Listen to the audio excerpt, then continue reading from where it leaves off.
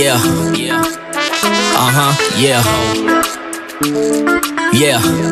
Look. Too hot, the haters know they can't fade us. Headed to the top, just stay tuned for the latest. Soon as the episode drop, they gotta play us. All I know is we got the flavor. What's up? It's your boy Los LOS from the Flava Podcast. You are listening and watching on YouTube right now. Thank you for watching. And do me a favor, chime in by commenting, like, and subscribe. We're gonna have an interview right now with someone. Let me get those words right. With someone that is throwing an event this upcoming Sunday. So this is gonna come out and not edit. This is gonna come out tomorrow, which is Monday. So you got till Sunday to buy tickets to get to this place. And what he does with young adults and kids is amazing. They're breakdancing. They're doing something that we did in the late 70s and 80s. And I'm excited for it. I'm excited that he's across from me right now. Miguel, what's up? How you doing? Man, bro, I'm excellent. I'm still like in awe of what you have going on here, man. Even the entrance, I'm an old school hip hop head. So, I saw the Fugees album cover, and I was like, all right, man, this is yes, sir. Dope. So, that's thanks for having me. I appreciate it. We should have been playing that. Me and my interns or my assistants, we've been talking about music, right? I like that you said that because we're trying to find out some music to play while we're in here and we're working, right? So we went anywhere from K-Dot, we went to Prince, I believe, and I didn't even think the Fugees. Come on, somebody, you just said it. I got it at the window, bro. Yeah, I mean the score. I mean it's one of the greatest albums Classic. from all time, from beginning to end. So yeah. The classic. skits in there, everything. So Miguel, tell us a little bit about yourself. You have a nickname, and the nickname is called, what is it, Tech? Tech. Yeah, my nickname is Tech. Yeah. Where'd you get that name from? Oh man, that goes back to like the 90s. So I grew up in Humboldt Park. Okay. I was exposed to graffiti first. So when I saw the backdrop, I was like, okay, that's fresh. But I was exposed to graffiti first. I was the only Mexican kid in the neighborhood. So everyone I grew up around was Puerto Rican. And pretty much. You said Humboldt Park. Yeah, exactly. I mean, Humboldt Park. Yeah, pretty much. And yeah, I was just exposed to graffiti early on by one of my buddies, and then shortly after into breaking. But early on, my buddy was like, "Man, you're always so technical about things," and you would just get annoyed. He's like, "You're so technical, I'm gonna call you Tech," and it kind of just stuck since then. It stuck with you all these years, pretty much. And this was like back in what year? The 80s, right? You said not 80s, not 90s. 90s. Because in the 80s, how old were you in the 80s? Just born? I was born in 81. 81, there you go. Yeah, okay. Yeah. See, I was born in 73. Okay. Oh, the year of Cool. There you go. Yes, sir. Up? Yes, sir. You were at the party. Oh, yes. I was as a newborn, yeah. Right, there you go. Exactly. In Puerto Rico. Oh, that's what's up. Yeah, so if y'all don't know, hip hop, supposedly, there's the inception day. Yeah. Yes. That's debatable. Yeah. It's something they're debating what year did it start. So right now they're taking. What's your opinion? It's 1973. My opinion based on hip hop and when did it start? I think it started a little bit earlier than that. To tell you the truth. The question is, what is the actual inception of hip hop? Don't know. I don't know where to place it. I know where to place it for me. Thing about what year for me? Define hip hop first. Oh, hip hop is culture. Hip hop is it's a different race. I feel it's a race. Like you have your Puerto Ricans, your Mexicans, your whites. I feel like if you're a hip hop head, you're a b-boy. It's a whole different race. Oh yeah, we sure. think we're like differently than anyone else. Yeah, I've always said we're superheroes for sure. Yeah, and we definitely think in colors. Heroic. Yeah. You know what I'm saying? But based off of what you said, so when did that start? Year? Yeah, that's what we're talking about right now. I have no idea. I was born in 73, so that's when it started. So I wasn't around for 72 and 71 when they were probably thinking about this idea.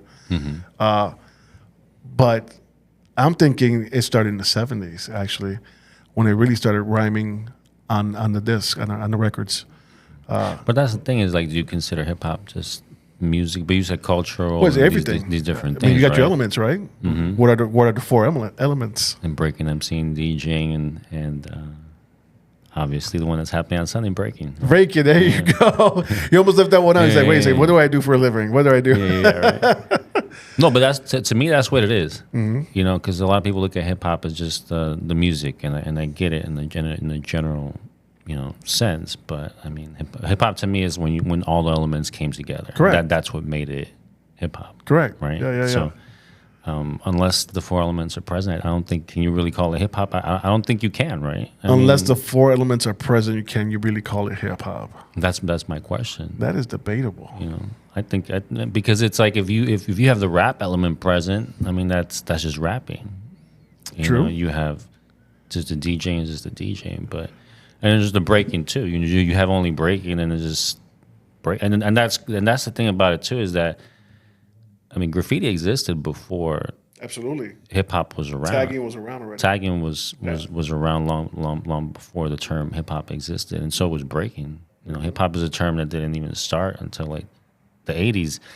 Even though the inception date of what people say the Herc parties that was 73, but they didn't call it hip hop back then. No. There's no hip hop on Herc's flyers.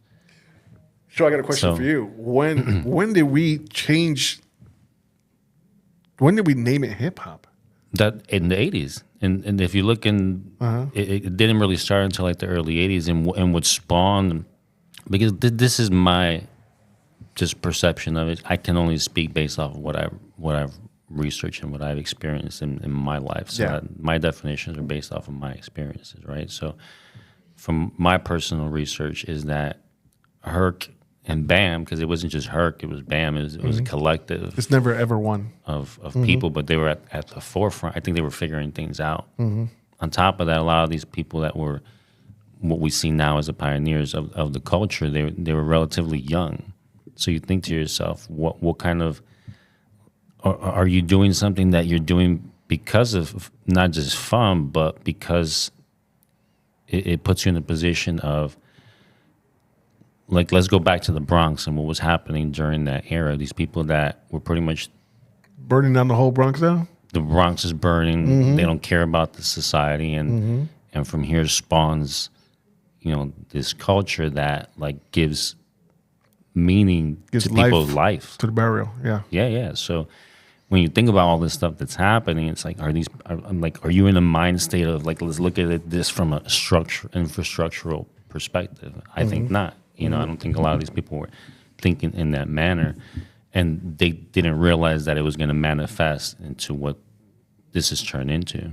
You have the whole world has like succumbed to. I mean, everywhere you go, any major city you go to, you see graffiti everywhere. I remember the first time when I went to Spain.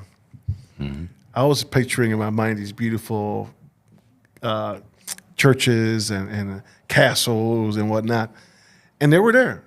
But there was graffiti all over them. Everywhere, yeah. It was a graffiti all over. I was like, what? I'm like, really? And they allow this? But it's different there. For us, graffiti is art, right? Because we're hip-hop heads. But for a lot of people that are not hip-hop heads, that's just graffiti. That's just vandalism. Vandalism. But in Spain, that's art. It's art for everyone. The old, the new, it's art, period. And that's what I loved about it. Because at first I was like, taking off a little bit. That's what's crazy is when you go to other countries, hip hop culture and graffiti, like you said, it's more openly embraced than here. And, Yes. and even here in Chicago, coming up and doing these events, I struggled a lot to get venues to let me use their venues. I mean, I used Logan Square Auditorium the first time in 2004. Then I also used it in 2011. And I remember like having conversations with the owner about like there better not be any game bangers and people need to wear their hats straight. And we had an incident with one of the dancers that came from New York, because everywhere else, because that was something that was different. Before you couldn't do this, what I do. Before you couldn't do this. Well, no, I mean, growing up in the 80s or 90s, I mean, you don't break your hat to any side in Chicago, Nope. Like that's just unless that's you're part of that lifestyle, right? But then when I started traveling, I started realizing, like, wait a minute, like, damn, all these people game bang out here. Like when I went to New York, like for the first time, Ain't nobody game bang with a hat. I'm like, and they're like, wait, what are you talking about? And I'm like, wait, huh? I think the universal thing for game banging, what they do is actually colors. I think for Chicago is more, the colors and cocking the hat to the right or left. But I think it's universally known for colors. Yeah, definitely. Yeah. But that's awesome. So tell us a little bit about yourself. We're talking about hip hop, and that's great, and that's what we're going to see this Saturday at your event, right? But what is it, Saturday or Sunday? Sunday. Yeah, Sunday, See, December the 8th. Get that right. 3 to 7, yes. I had to check myself. Okay. It's on Sunday. So tell us a little bit about yourself. How did you get into all this? Into doing the events, it just came organically from what we originally talked about. Graffiti was the initial way of how I got into the culture, because there's so many elements and components to it. That's why, to just recap my ideology on hip hop, because everyone's going to be different, right? To me, it's when the elements come together. You can come into the culture from so many different ways, and those are like to me, like the main elements in the way that you can get into the culture if you want to be a practitioner. But to me, it was through graffiti, and still to this day, I still do graffiti. I have a black book, and I try to paint as often as I can. Once a year is usually my goal. Okay. And if I hit that, I'm usually pretty happy. Word. But breaking, I still practice regularly. That's why this event, doing this event again, because a lot of people that dance, I've kind of kept like on the low as far as how I've been promoting it. Kind of like the opposite of what I would usually do, and I just went really old school with this event in terms of contacting people directly. Like, I love this new era that we live in. It's super dope to see the evolution of technology, because when we first started doing this event, this didn't exist.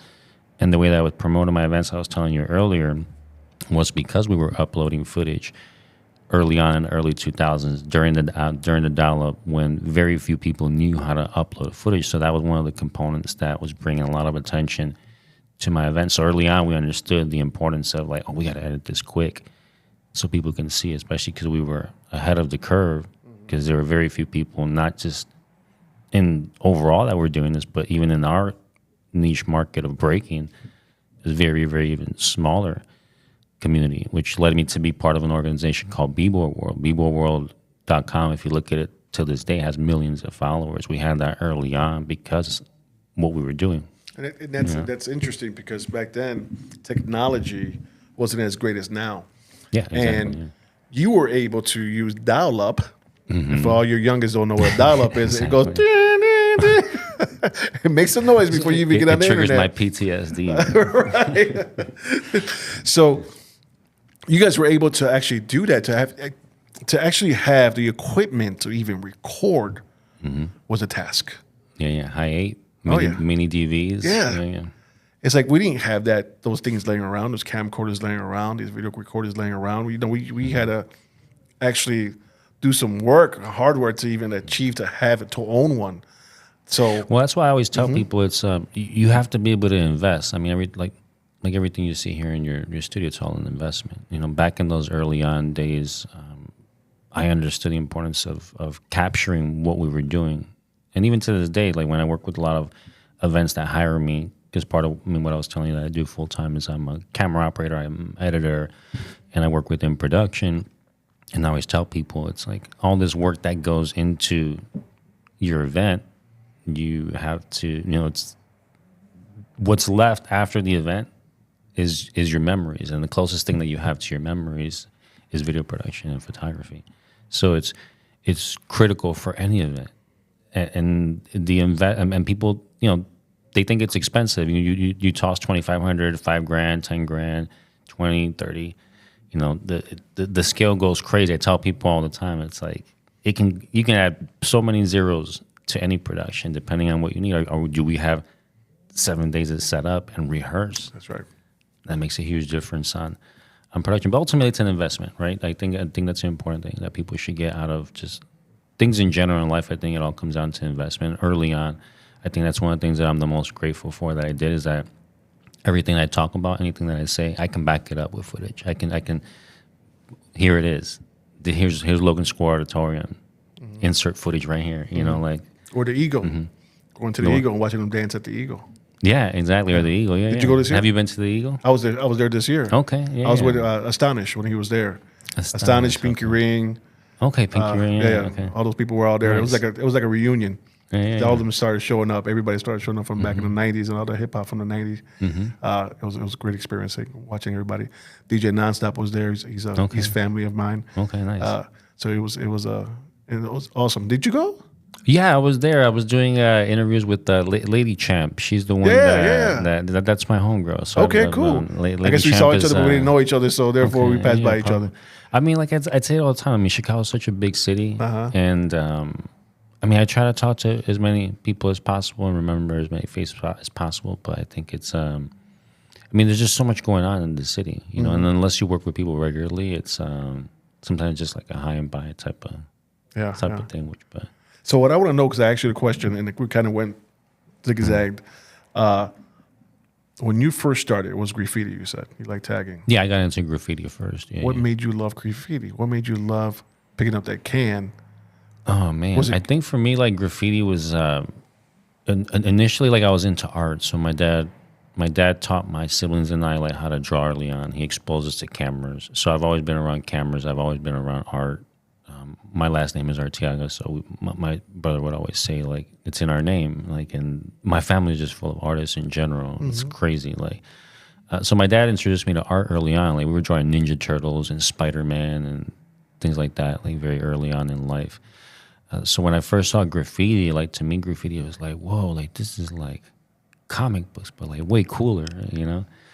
And because it was introduced to me by my neighbor, you know, it became one of those things where it was like, oh, like he's doing it, so I want to do it, you know? Like you kind of like were influenced by other people, I think, more back then just because, you know, we didn't have, you know, social media and things of that nature. So So I think that was a big part of it. But yeah, that to me, graffiti just really caught my attention. Not necessarily because of the vandalism part of it and just putting up running like your name wherever. And I mean, when you think about it now, man, it is pretty dangerous level lifestyle. Especially thinking about it now, like when I was painting and when you go out bombing, like, and especially like in a city like Chicago, like the cops are like the least of your worries, to be honest with you. You know, like because if you're painting in the wrong neighborhood. I mean, or the wrong person's house or building or garage or whatever it is, yeah. But if you're in the wrong neighborhood and, you know, you're putting up paint in somebody else's neighborhood, you know, like you're going to get rolled up on. So better know how to run. And people that gang or people that are like on their block, you're not going to hear sirens. You know what I'm saying? Word. So, word. So for your first element, graffiti, I'm going somewhere with this. Yeah. Was graffiti. So how did you get into the breakdancing part of it? I mean, they're just all interconnected. I mean, once you get into one element, that's what I was talking about earlier about like how, to me, like being part of the culture, you have to have like to consider yourself a practitioner, right? I think you have to be one of like the four elements, and then to me that just becomes like a whole different level, because I remember just being like just a fan. And there's nothing wrong with just being a fan. We're all fans of just different things. But once you become like an actual practitioner, you know, like I think it just completely changes the state of mind. You know? So do you remember you first breakdancing, your first moves? Who were you breakdancing with? Where was it at? Oh man, yeah. Well, what did you try first? Was it a head spin? Was it a back spin? Was it a helicopter? Was it a handstand? Where did you start? Man, for me, it was like my neighbor. Like I said, it was like the guys next door that were like influencing me first with graffiti. But there was one guy in particular, Melvin. He was into dance. We were learning bachata and merengue and everything. Back then? Okay. Well, yeah you said then. 80s. Yeah. Yeah, so this was like 97, 96. Okay, yeah. Somewhere around there. And then I remember him doing the turtles. So it's like the turtles are pretty much just what you do here. Yeah, I got it. Yeah. Walk around. I used to do a turtle. And I was like, whoa, bro. I was like, how'd you do that? He's like, what is that? And then and I had already seen it because, like I said, because of the graffiti and then just movies and just a different culture that was around. I was already listening to, I mean, the Fugees came around, was already out around that time. I remember that. Some Biggie stuff. I remember early on, like, what was it, like Social Mischiefs.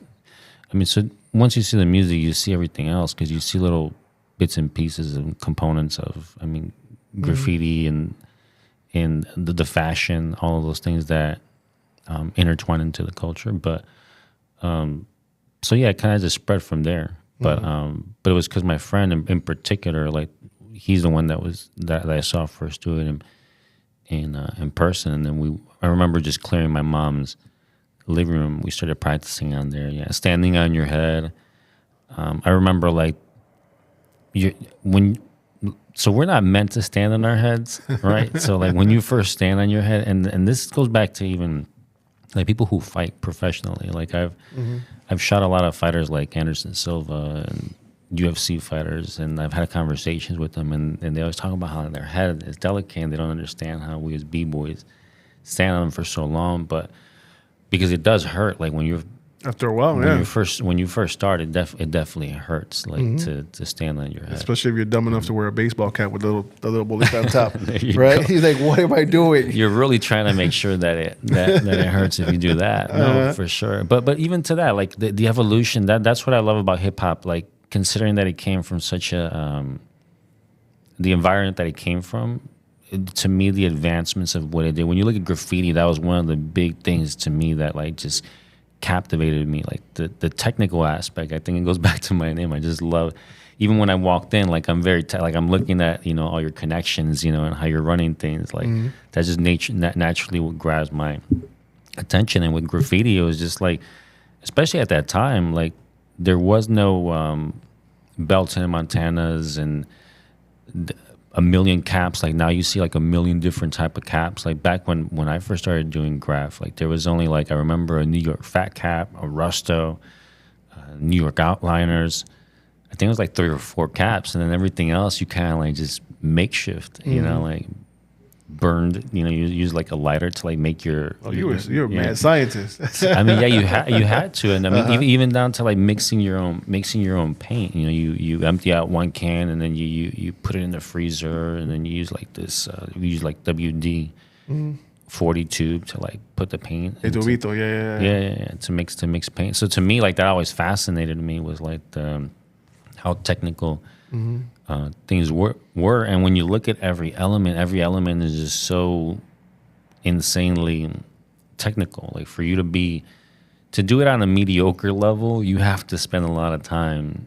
Even if you're going to be a DJ, like if you're going to get like a baby scratch, you're not going to get a clean baby scratch, in a week. No, definitely not. You're not going to get a Rob Swift baby scratch, in a week. Like definitely. So. To me, like the technical aspect of the culture is like what is still to this day like makes me feel excited. That's the word.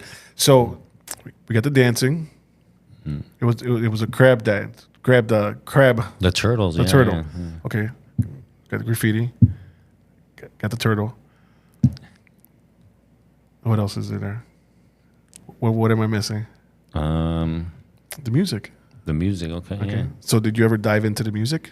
Or you were listening to music? The music, I mean, not myself. Like in terms of rapping, I think we all try to spit raps, like when you're with the crew. I mean, definitely in my crews I've been in, because I come from like 2 really like big crews.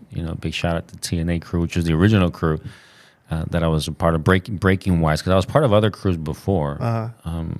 Which even then, it's like a lot of people think it's gangs, and I mean they kind of are in a way, but they're not, because it's not like come together. Some evolved into gangs back in the day. Yeah, you had your breakers, but then the breakers got into drug dealing, and the drug dealing got into gangbanging. Because it's all street, so yeah, it's connected.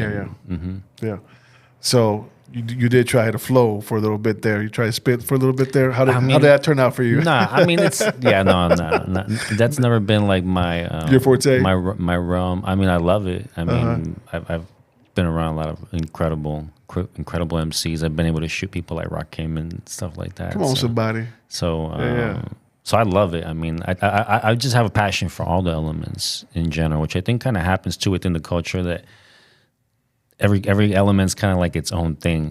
Graffiti is kind of like its own thing. Rapping is its own thing, and breaking is its own thing. And even when you go to events, like breakers will go do their own thing. But I genuinely like just really kind of like all the elements. So I enjoy being around it. Whether it's a music video, like I've shot a lot of music videos in my lifetime. Being in the studio with an artist and watching them vibe out and create, I think it's dope. It's just the exchange of energy, whether we're breaking, emceeing, or DJing or writing. I mean, we're pretty much sharing like our talents, and like that the energy that comes as a manifestation of like hip hop. I think it's it's powerful, and it still has me captivated to this day, which is why I'm doing this event. So Tech, I can see you're a big hip hop head, right?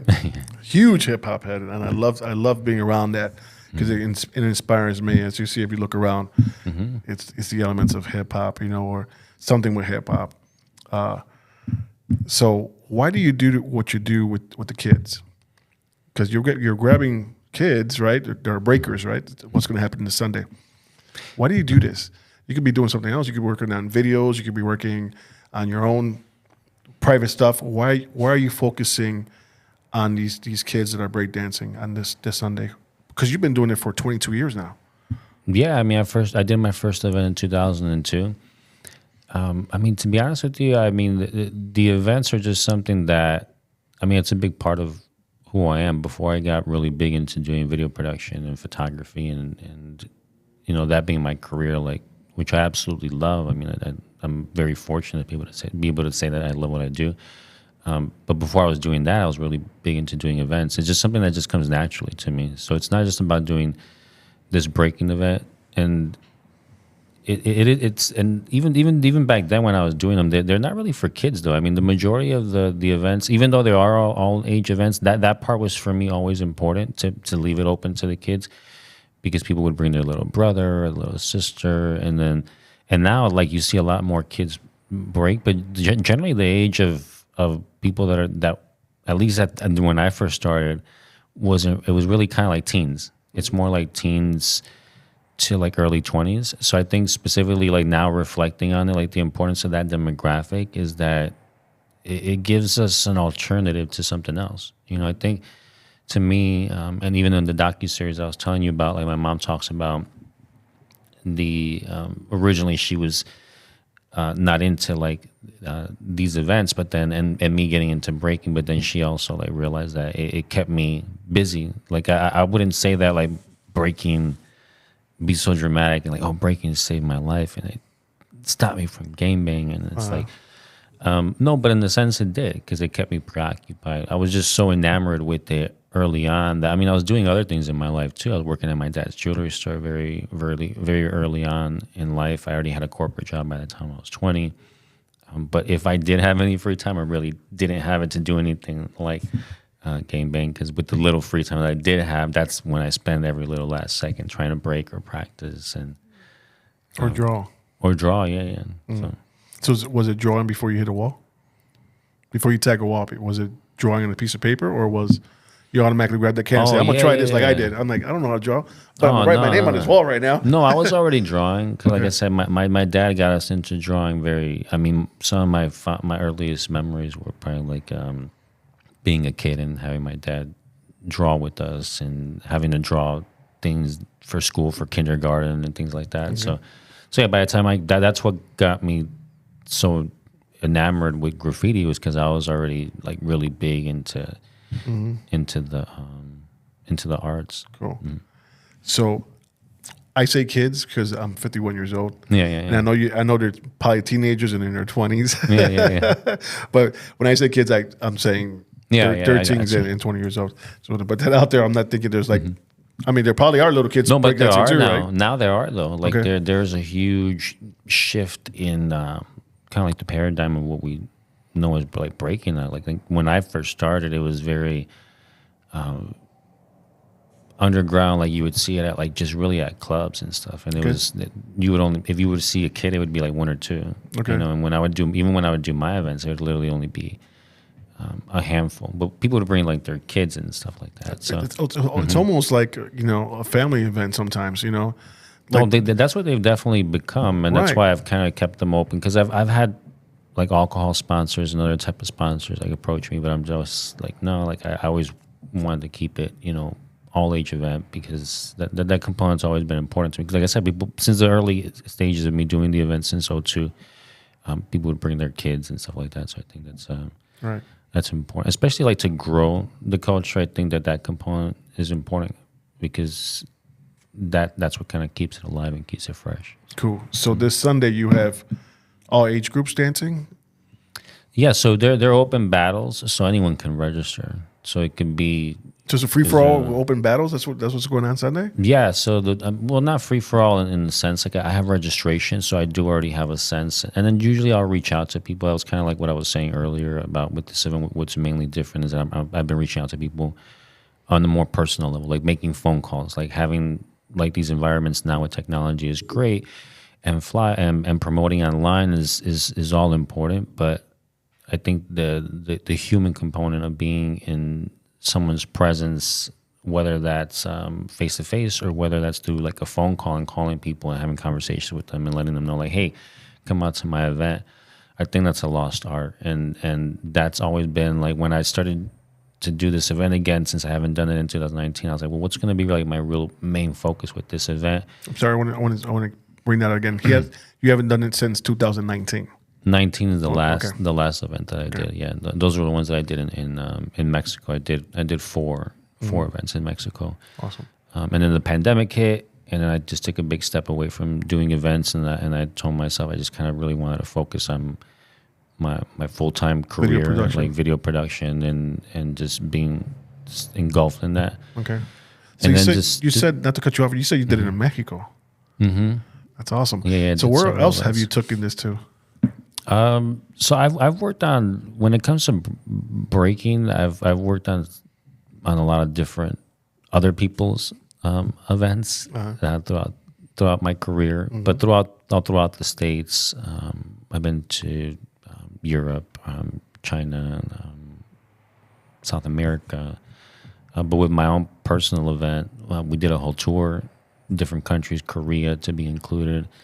Awesome. I didn't personally attend all the qualifiers, but because this culture is so tight-knit, that's what makes it so beautiful, is that we can communicate with each other through just the art form. I've been in rooms with people that don't speak any English. I definitely don't speak their language, but we can communicate when we dance, and that there's an exchange that happens when we dance together. And sometimes that could be aggressive because you might do similar moves, or for whatever reason, like that happens where the competitive aspect may hit.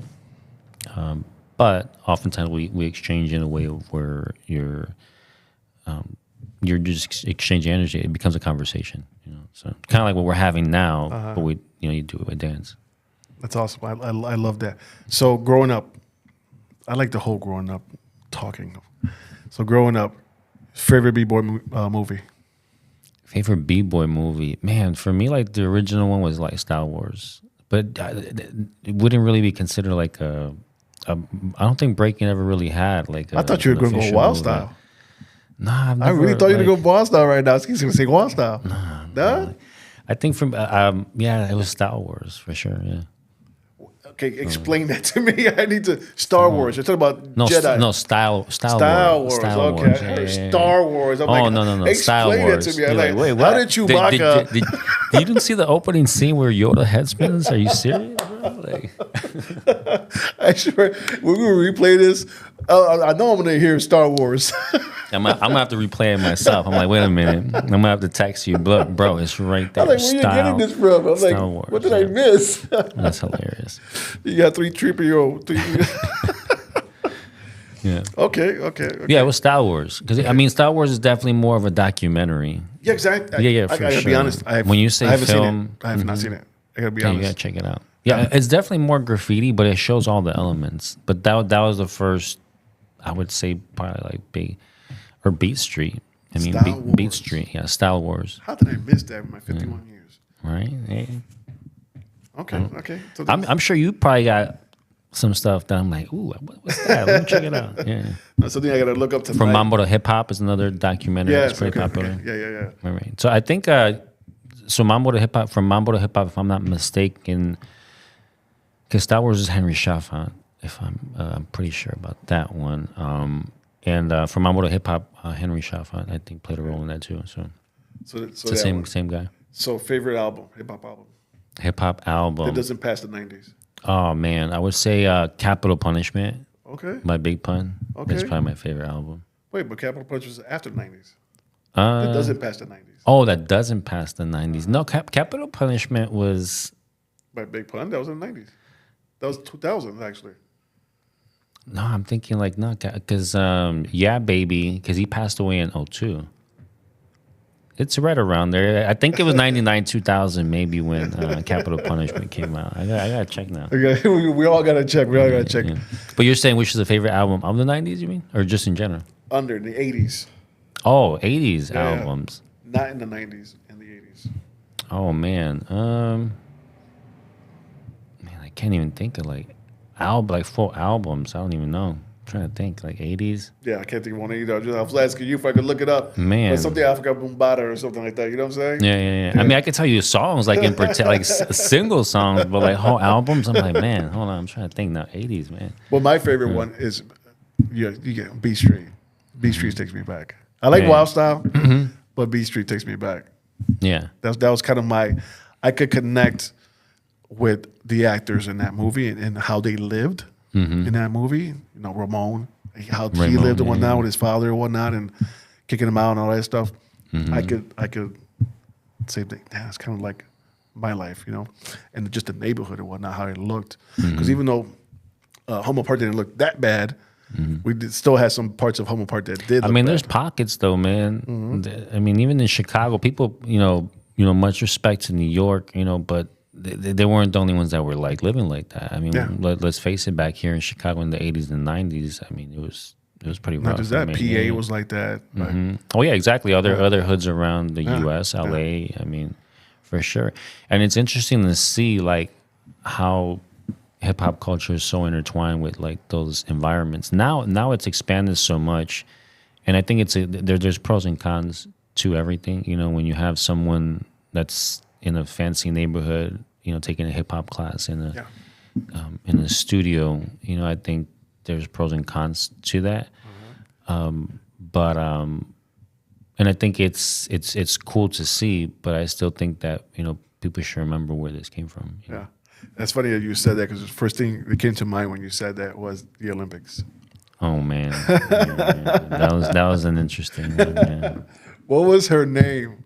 What was her name? I know you got it on top of your tongue. I know you got it on top of your tongue, bro. We're not gonna talk. Yeah, that was a whole mess for different reasons. I was involved with, but I was excited about it. I was, you know, before we seen it, I was excited about it. I was like, oh my God, you know, hip hop has gone to the Olympics. Let's do this. Yeah. And then like, ¿qué eso, eh? Right? ¿Qué es eso? Yeah. Fushi, I don't understand that. We needed a chacal to be present, you know, like at the Olympics, right?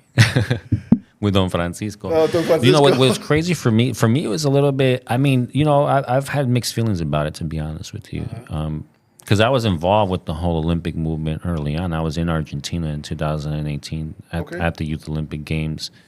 And because of how it performed at the Youth Olympic Games, that's why it got into Paris for 2024. So I was there in 2018 for the Argentina run of it.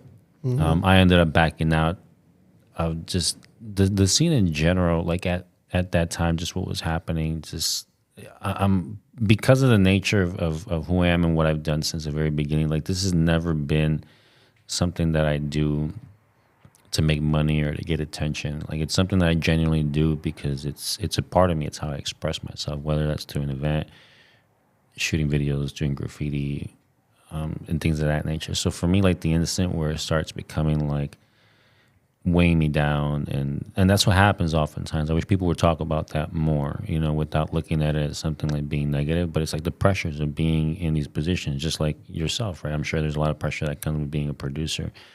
Oftentimes people take all these things for granted, and these people that make things happen go through a lot. Yeah. You know, and you have to, and for me, like that's always been an important component. And the Olympics was one of those stages for me that caused me to take a step back, where I'm like, man, I don't really want to be involved with what's happening. Did you think they were going in a way where it wasn't pure? Oh yeah, 100%. Since the initial stage, a lot of people don't know that the people that got breaking into the Olympics were ballroom dancers.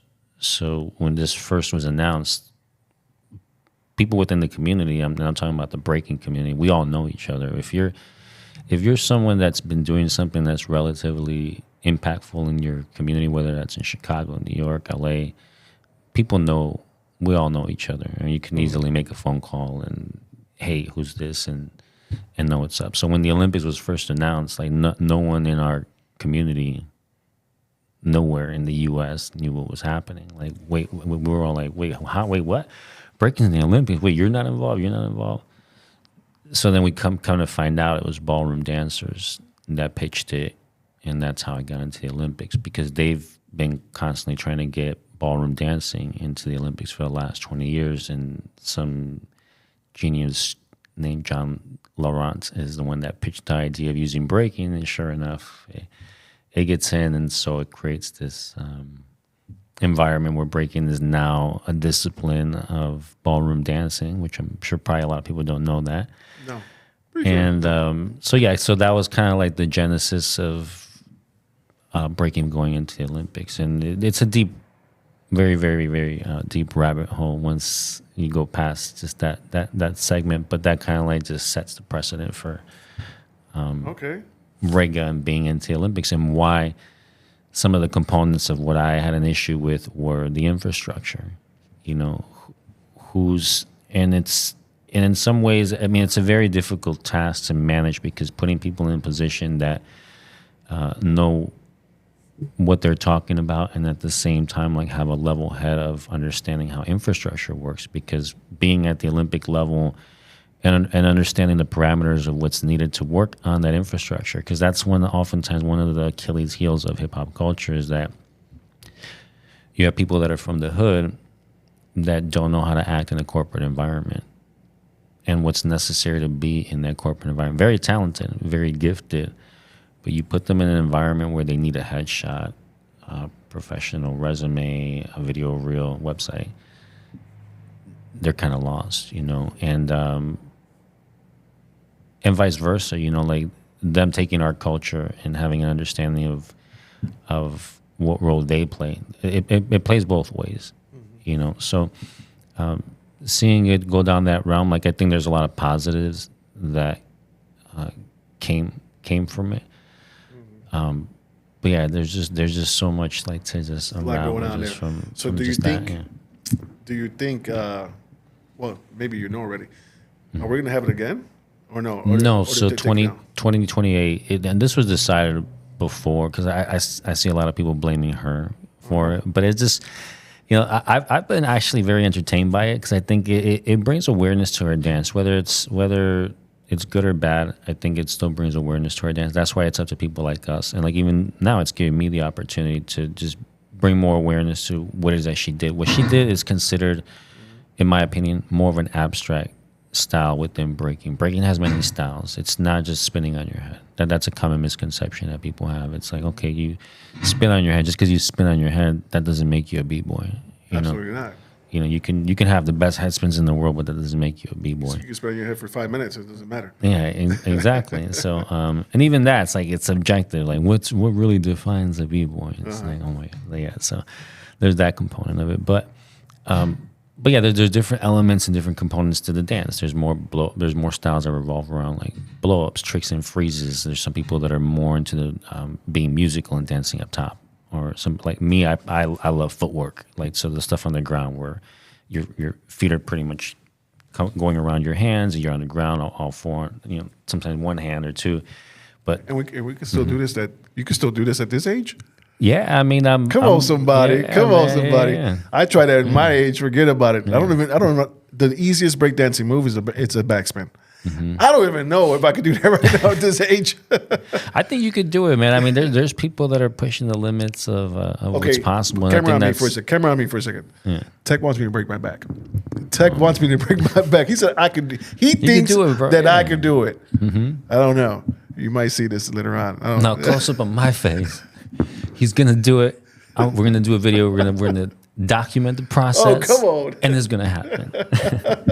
No, but for real though, I mean, you know, especially doing it at this stage in my life, I'm not gonna say it's easy, but it's possible. You know, I can still do a lot of the things that I was able to do that I was doing in my 20s, but it's just, I mean, how do I break it down like in the most simplistic ways? I'm trying to just process right now. And I think to me, it's just a lot of it's repetition. Yeah. And then you have to be able to break things down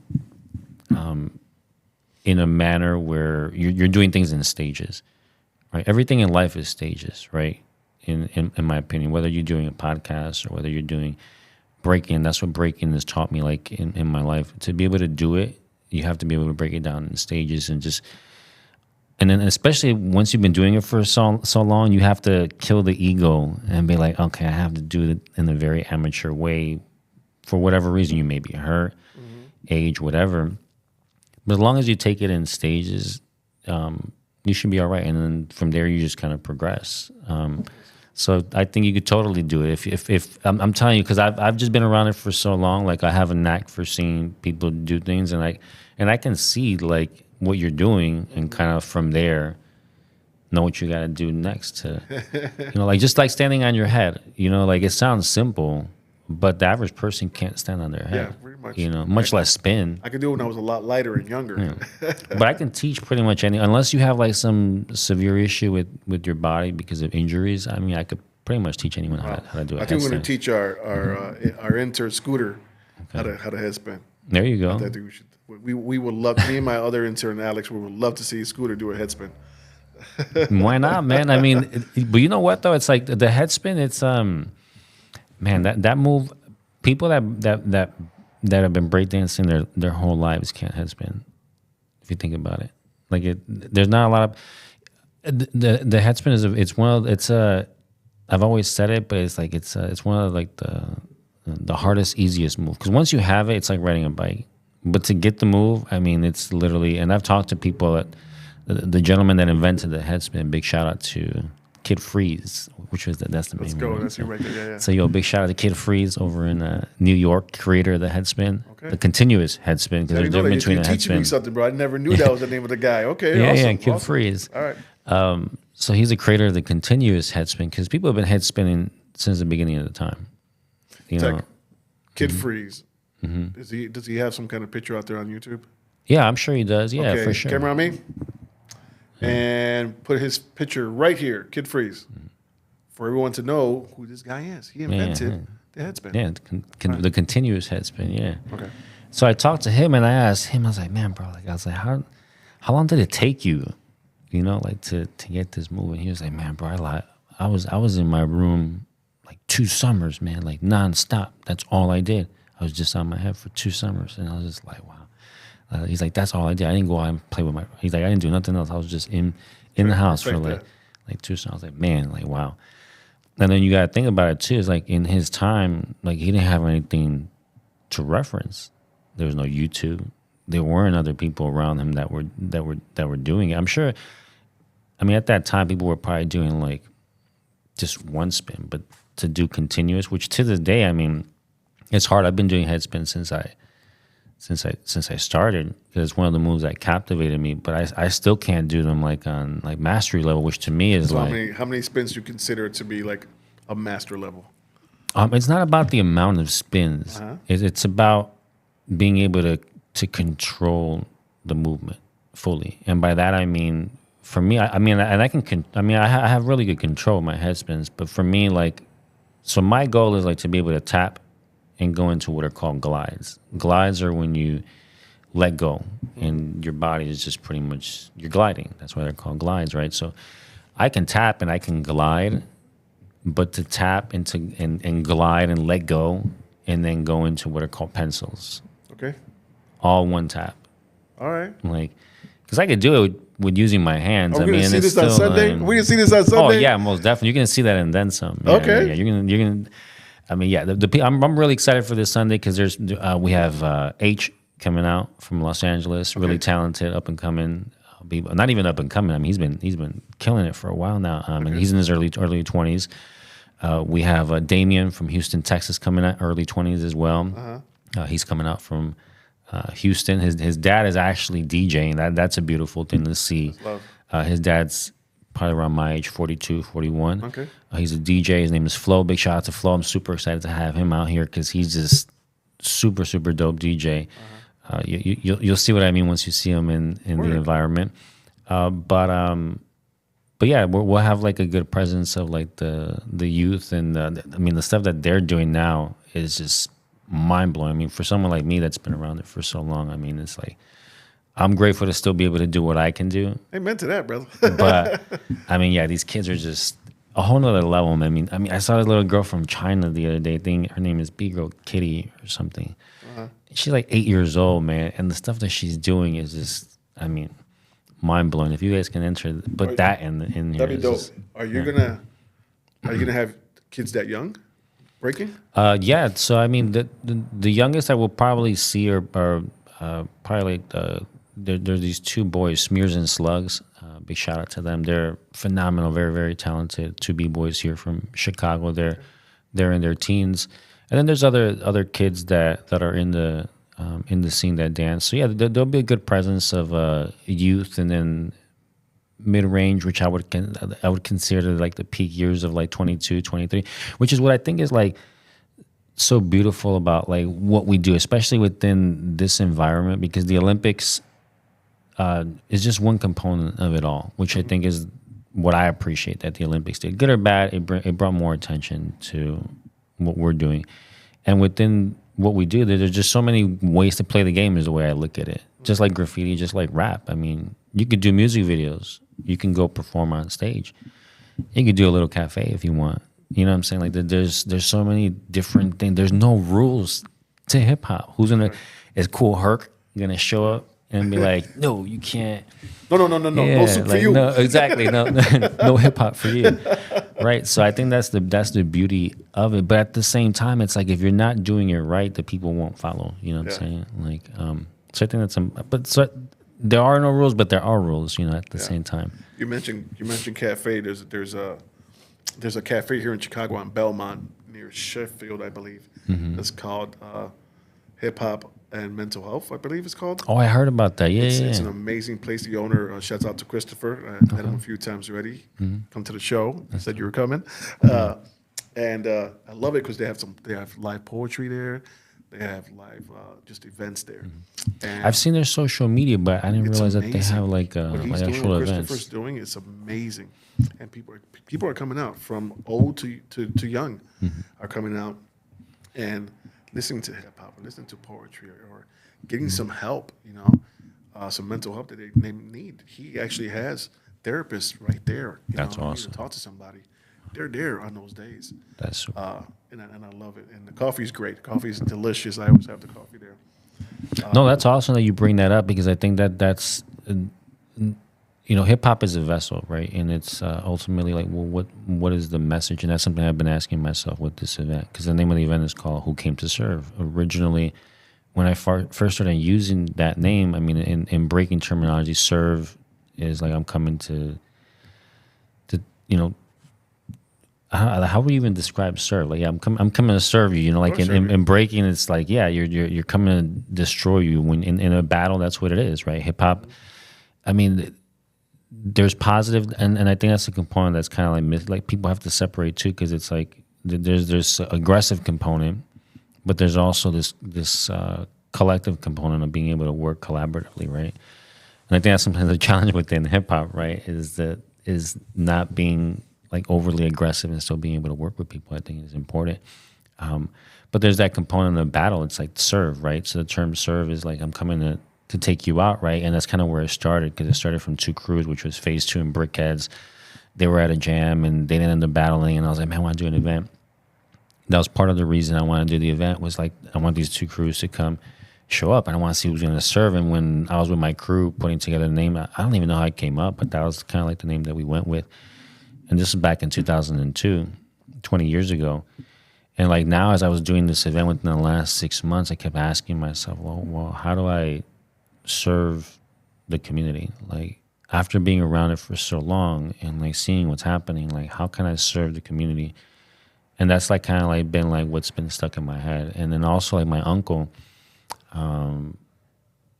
he's the president of a school back in Mexico, and like a couple years ago, like he did this whole speech. My uncle Enrique, he was talking about si no sirves, para qué sirves. He was talking to like the graduates of the school, and that's like been like, I don't know why, but it's like it's been stuck like in parts of his speech. Like, si no sirves, ¿para qué sirves? La señora que viene a cocinar no sirve. El paletero que te da la paleta no sirve. Si no estás aquí para servir, ¿para qué sirves? You know? Come on, somebody. And when, if I were to say that in Spanish, it wouldn't really make sense, right? Because the words there's no direct translation. If you would have said it in English. I'm sorry, in English. Because the words, but it sounds just better coming out of Spanish. Yeah, it's because captivating when it's that Spanish but word. the word serve, it has a double meaning in Spanish, and that's the thing about servir, to serve. So that resonated in my head, like how am I serving with this event? And that's why the component of reaching out to people, a lot of the people that are coming out, it's because I was calling them personally, and a lot of the people that are, I was focused on the core people that were going to be part of this event and reaching out to them personally, just explaining to them, like, look, let's come out here, have a good time, and represent. I mean, that's really what it comes down to, and just giving people That's what the hip hop community does. We like representing a lot. Yeah. We like saying, "Hey, we're here." Well, I mean, that's why these events are so important in general. Whether it's the Olympics or a small event like mine, it's a platform. Yeah. Whether you rap, do graffiti, break, or DJ. I mean, unless you want to stay in your basement or you want to showcase that at some point, right? Show it off somehow. Yeah. So and then test yourself. I think it's important to be around, a competitive environment where you kind of see where you stand. If that's the type of thing that you want to do, because within this culture, you can just perform. Yeah. You don't have to go compete. I could be doing, this could be a theater play. This could be like a recital. But I love the battle component. It happens a lot. Mm-hmm. Which is cool. I don't mind recital. I think recitals are I think anything for the arts is a beautiful thing because you're giving people an outlet to create. But for me specifically, like the battle component, and with this one in particular, it's a 5-on-5 crew battle, and it's a 1-on-1. And the crews that we have already signed up is going to be an incredible lineup. Phenomenal. Yeah, I like 1-on-1s, but 5-on-5 are my favorite. It's like basketball, like 5-on-5 basketball is not the same as watching 1-on-1 basketball. 5-on-5 is like Beat Street, bruh. Yeah, exactly. When you're at the Roxy, we got a whole right? team. I mean, it's a whole team, and to me, like when I don't compete anymore. I mean, I do once in a while just for fun because there's so many different levels. That's what's so beautiful about what we do. And I kind of missed on touching on that earlier, is that you can have an 8-year-old compete against a 42-year-old, and the 8-year-old may win. Like now, like these 8-year-olds are looking crazy. But now with my experience, that's the thing, is that because of my experience and understanding, there's a lot of us in our 40s that are still like putting it down, which is really dope to see, like the evolution of what we do as B-boys and B-girls from a physical component. Like I'm a big believer that it's an evolution of what we as humans thought was possible. Because how many people think about spinning on their head? I mean, we're breaking like the laws of physics. When you see these movements, and when you see them in person, especially you, someone that's tried them, I think you'll have a different understanding of how hard that is. Because if you think about just doing like a basic freeze is very challenging. For me, I came from playing sports. I was really engulfed in sports before I really got into like breaking. So when I first saw it, that was part of what captivated me. I was like, oh man, that's gonna be easy. I can play basketball, I can play baseball. I'll pick that up quick. And I was like, nope. I'm gonna do that first freeze. And I remember like, and it's like, yeah, it's very hard. And to me, like when I first saw it, I was just like, man, that is like the coolest thing like that anyone can do with their body without having to use anything. Like to this day, like watching someone break, and you can do it anywhere, and it's just the most impressive thing that you can possibly. I mean, what's more impressive than seeing someone spin on their head? Awesome. Yeah. So, Tech, yeah. We're going to wrap this up, but I got a question for you. Mm-hmm. If you had a superpower, what would it be? Oh, man. I would say the bringing people together. Come on, somebody. Mm-hmm. That's actually what I do. Nice. Yeah. Yeah. I mean, we call do. That my superpower. Yeah. Yeah, I would say that's what it is. I just manifest it in a different way. The event is just one way. Video production is another way. Dancing is another way. But I would say like, bringing people together, because that's ultimately what you do as a promoter of any kind of event. That's what you're doing. You know, you're bringing people together, whether that's a party, family event, and there's an art form to it. It's very challenging to be able to put things together on any capacity. And now being involved with so many different events, from Lollapalooza, Sueños. The DNC was a recent like insane like event that I was a part of, right? And just seeing like what it requires and just all the components of it is kind of wild to see. But it's like, and what it takes, back to the point, is that what it takes to bring all those people together, you know? Well, I believe you already have that superpower, and you're doing it this Sunday. So look at this camera right here. Let the people know where exactly, what time, where can they find tickets to be at this amazing event this Sunday. Go ahead. So to get tickets, you can go to esparanosotros.com. That's ESPARA, and then nosotros, NOSTOROS.com. I believe I spelled that right. You go there on the website. The first thing you see is a link to where you can purchase tickets. That'll take you to Eventbrite. The tickets, pre-sale tickets, there's $25 for general admission. That's standing. So how we do it at B-Boy Battles, typically people will stand around. There's just general standing, which is $25. There's $35, which is there's bleacher seats. So it's on the basketball court there at the high school. So there's bleacher seating for $35. And then there's actual chairs that'll be around the circumference of where people dance. So by the stage usually is where we have all the performers come together. So by the edge of the stage, there's going to be what we're going to be calling like our VIP seating, and there's only 50. There's 50 seats for the VIP, 50 for the bleachers, and then everything else is standing. So generally we don't do that. I asked myself, I was looking at old footage, and I was like, why don't we have somewhere for people to sit? Because it's always been usually like that. People are standing. But this time around, I decided to include, like, we have bleacher seating and then chair seating for those that may want to sit. But that's this December, Sunday, December the 8th. The program begins at 3. It goes till 7. Prime time is from 5 to 6:30. So if you want to get a seat, get there early. But if you can't make it there right at 3 o'clock on the dot, you definitely want to be there by 5. Because that's when like the peak performances will be happening. That's when our semifinals and finals will be happening. So as long as you get there by 4:45, in the building by 4:45, 5 o'clock, you'll be in for like an incredible show. So. Awesome. Well, sir, I want to say you have flavor. Thank you. Thank you, Tech, for coming down to the Flava Podcast. Thank you for having me. I appreciate your space.